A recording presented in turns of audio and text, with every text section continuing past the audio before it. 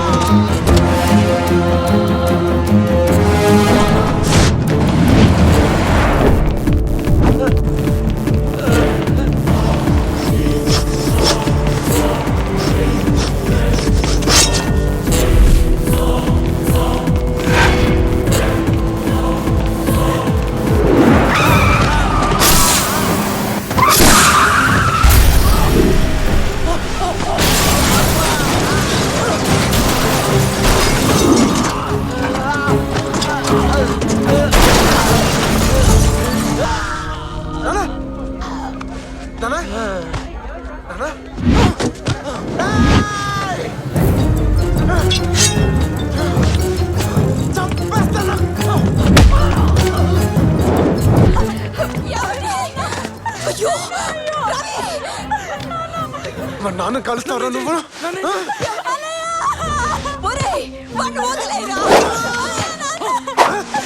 మీ నాన్న బతికే ఉన్నాడు. నన్ను వదిలే.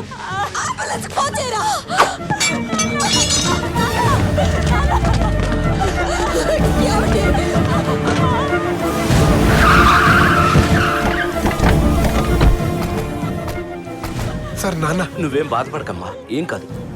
నువ్వు ఒకసారి ఇట్రా. రవి, స్టేషన్కి పద. నేను మాట్లాడుతున్నాను కదా. రవి, ఏసీపీని చంపిన కారు బాంబు తాలూకు ట్రిగ్గర్ ఈ ఫోన్లోనే ఉంది.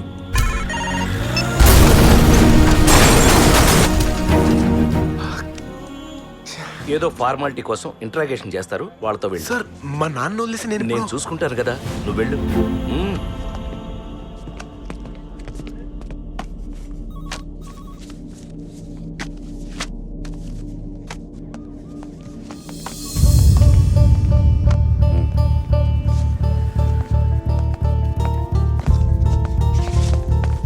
రవి ఎక్కడ? రవి, హాస్పిటల్కి వెళ్దారా? ఏమైంది సార్? కంగారే లేదు. మా నాన్నకి ఏమైంది సార్?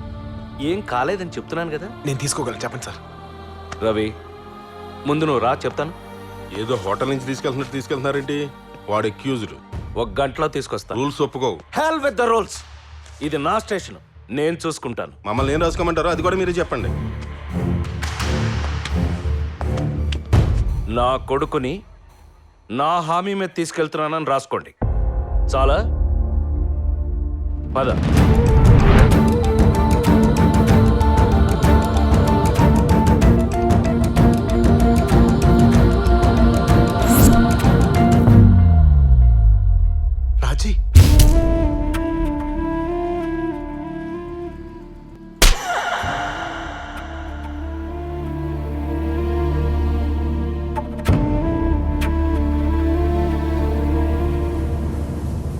మీ నాన్న నిన్ను చూడాలంటున్నాడు.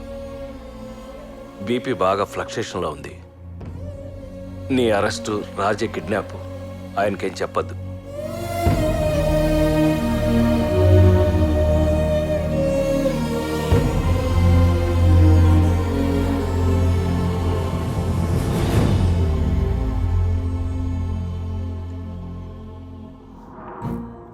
ఆ రోజు నువ్వు 10,000 తీసుకువెళ్ళకపోయి ఉంటే ఈరోజు ఇంట్లో అందరం టీవీలో సినిమా చూస్తుండేవాళ్ళం. మీ అమ్మ నీకు ఇష్టమైన పకోడీలు చేసి పెడుతూ ఉండేది. నీ చెల్లెలు అల్లరి చేస్తూ ఉండేది.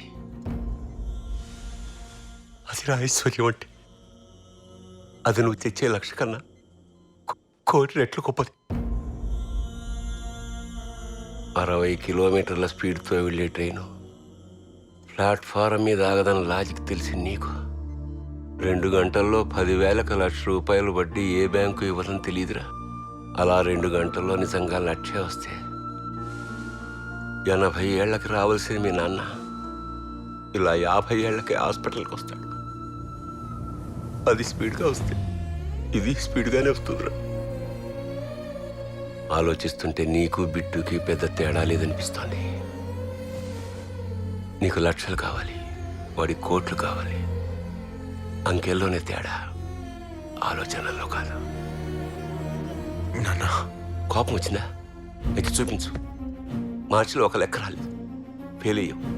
సెప్టెంబర్లో మళ్ళీ అదే లెక్క వచ్చింది. ఏం చేస్తావు? ఈ లోపల ఏం నేర్చుకున్నావు? మార్చికి సెప్టెంబర్కి తేడా చూపించు. ఏం చేయమంటావు నాన్న? ఒక్కసారి ధర్మరాజు జూదం ఆడితే కురుక్షేత్రం జరిగింది రవి. ఒక్క రాత్రి 10,000తో పందెం కడితే ప్రాణాల కోసం యుద్ధం చేసే పరిస్థితి వచ్చింది. చెయ్యి, యుద్ధం చెయ్యి. కానీ నా 5 లక్షలు నాకు చాలవురా. అలా చాలా మంది టీచర్లు, క్లర్కులు, సూపర్వైజర్లు కూతుళ్ళ పెళ్ళిళ్ళకని, కొడుకుల చదువులకని, రిటైర్మెంట్ తర్వాత ఇల్లు కడదామని దాచుకున్న డబ్బు, కలలు, కష్టం కలిపిన కరెన్సీ రాది. చూపించు. మొత్తం 1,500 కోట్లు తెచ్చి చూపించు.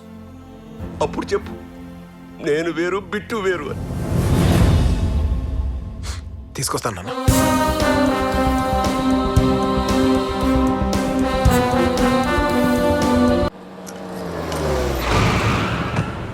ఈ కేసు గురించి నువ్వేం టెన్షన్ పడకు. ఆ ఏసీపీని నువ్వు చంపలేదని నేను ప్రూవ్ చేస్తాను. మీ వల్ల కాదు. ఏ? వాడు అసలు చావలేదు. చావలేదా? ఆ రోజు ఏసీపీ మీ ఇంటికి వచ్చినప్పుడు ఫోన్లో ఏమన్నాడు? కార్ పార్క్ చేయొద్దు, నేను వెంటనే వచ్చేస్తున్నాను. అంటే కారులో డ్రైవర్ ఉన్నాడు. మీరు అనుకున్నట్టు ఏసీపీ చనిపోయి ఉంటే కారులో 2 శవాలు ఉండాలి. ఎన్ని? 2. ఎన్నున్నాయి? 1. అంటే చచ్చింది డ్రైవరు. ఇవాళ పొద్దున మీ ఇంటి నుంచి బయటకు వస్తే ఏమన్నాడు తెలుసా సార్? ఇందాకే వరదరాజుల గారితో కూడా మాట్లాడాను. వరదరాజులు నిన్న చచ్చాడు, ఈడి వాళ్ళ ఫోన్ మాట్లాడాను అంటున్నాడు. వరదరాజులు చచ్చిపోయాడా? నీకెలా తెలుసు? ఇందాక హాస్పిటల్ నుంచి వస్తూ టీవీలో చూసాం కదా సార్. వైజాగ్ తూర్పు మాజీ ఎమ్మెల్యే, ప్రస్తుత బీసీఐ బ్యాంక్ చైర్మన్ పైడి వరదరాజులు గారు నిన్న ఆయన గెస్ట్ హౌస్ లో హత్యకు గురయ్యారు. ఇందులోకి రాజమాణిక్యం ఎప్పుడొచ్చాడు?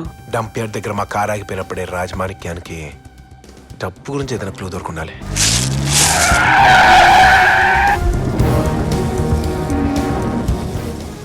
నా లెక్క కరెక్ట్ అయితే ఏసీపీ అదే రోజు రాత్రి డబ్బు వెతుక్కుంటూ డంప్ యార్డ్కి వెళ్ళి ఉంటాడు. ఖచ్చితంగా డబ్బు చూసుంటాడు.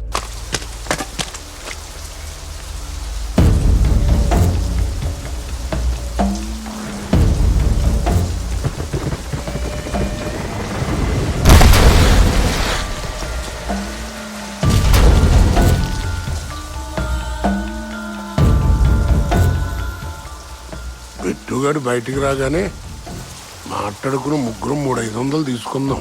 బిట్టు బయటికి రాకుండా లాయర్తో మాట్లాడుకుని 750 తీసుకుందాం. కానీ బిట్టు ఎస్కేప్ అవుతాడని వాళ్ళు కలో కూడా ఎక్స్పెక్ట్ చేసి ఉండరు. వరదరాజులు ఏసీపీ కలిసి గేమ్ ఆడుతున్నారని బిట్టుకి తెలిసిపోయి ఉంటది.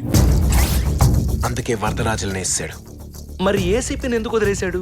డబ్బు ఎక్కడుందో ఏసీపీ ఒక్కడికే తెలుసు. వాడిని చంపేస్తే డబ్బులు ఎక్కడున్నాయో ఎలా తెలుస్తాయి సార్?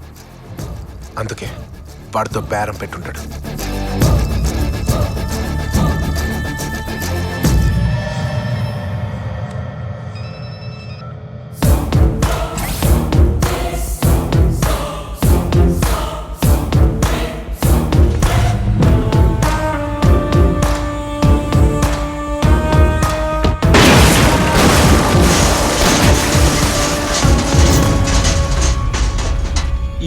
డబ్బు గట్రా గొడవలు జరిగాయి కాబట్టి ఆడు ఎదవని నీకు తెలిసిందబ్బాయి.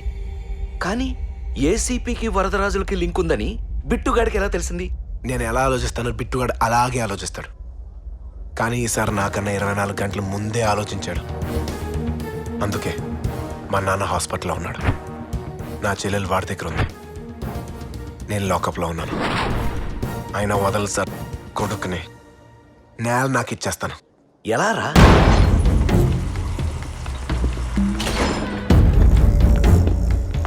$1500 కోట్లు. బిట్టు, నా 750 మర్చిపోవుగా. ఇప్పుడే తీసుకో.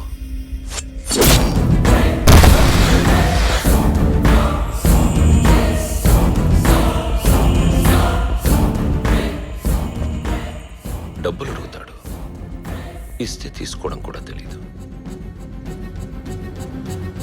కాబట్టి వీడిని చూస్తే అనిపిస్తోంది డబ్బు సంపాదించడమే కాదు, మోయడం కూడా కష్టమే.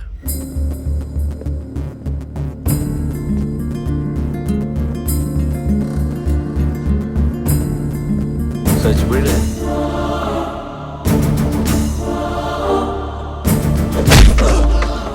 బిట్టుకు ఫోన్ చేయి.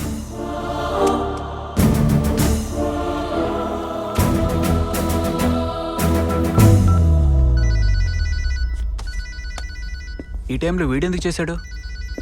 వాడు చేయలేదు, చేయించాడు. 3 కంటైనర్లు మాట్లాడు, ఒక్క దాంట్లో డబ్బు పెట్టు. వాళ్ళు దేంట్లో డబ్బుందో కనిపెట్టేప్పటికీ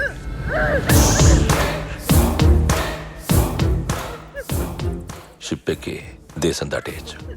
నువ్వు?